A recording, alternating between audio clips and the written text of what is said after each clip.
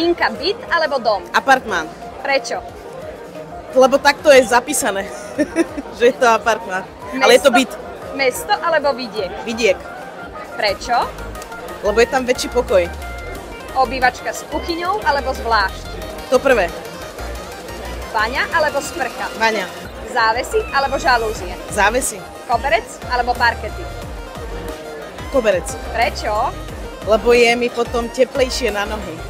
V koľkých rokoch ste sa osamostatnili? 18. A bolo to pre vás náročné, tie začiatky? Ja som nevedela, čo robím, takže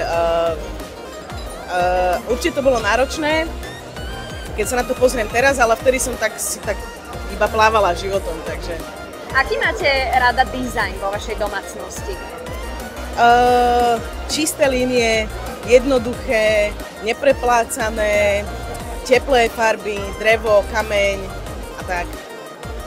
Ak by ste si mohli vybrať nejakú jednu krajinu, v ktorej by ste žili, mimo Slovenska, aká by to bola? Neviem, kde mi je tu dobré. Zostali by ste na Slovensku? Hej.